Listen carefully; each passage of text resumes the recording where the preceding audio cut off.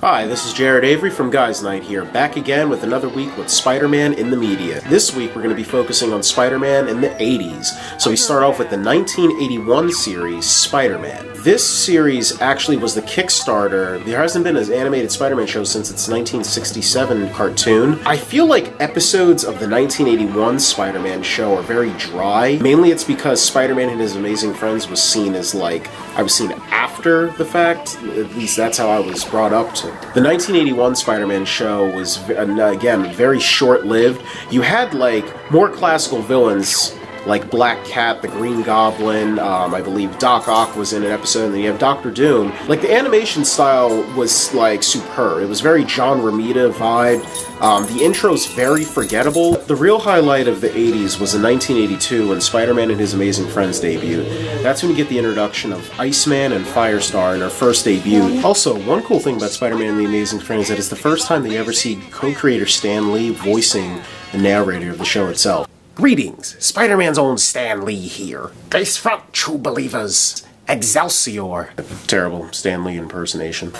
Now, while the series was never released on DVD or Blu-ray, the uncut episodes you can find online or on YouTube and usually have Stan Lee. Again, it continued with the 1981 cartoon style of the show itself, and you had the classic. Definitely with Dave Schwartz, his portrayal as Spider-Man didn't really stick out when he was a voice actor, and then you get brought up with Dan Galazian. Hope I'm pronouncing that right. Dan Galazian.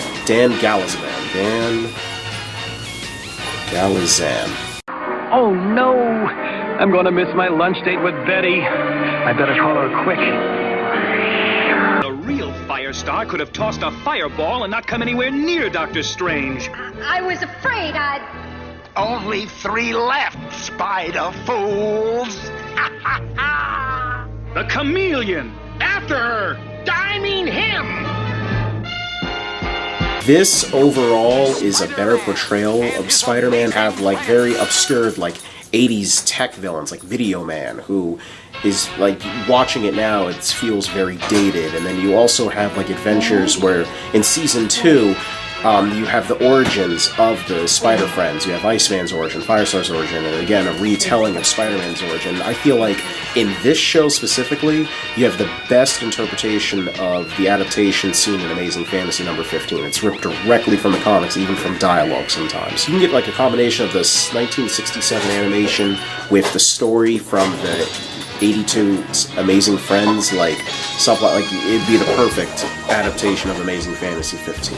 This one actually lasted longer than the 1981 series. That's mainly led by popularity at the time. Again, they both aired on NBC as well, even though it didn't want to be known, as if you see in my previous video, they didn't want to be known as the Superhero Network. This show came out alongside of the 1982 Incredible Hulk series, and in the summer of 83, they actually premiered them back to back. I'll be back next week when we talk about Spider-Man from 90s in media. So remember, we do what we do for the sake of podcast. Until next time, this is Jared Avery signing out.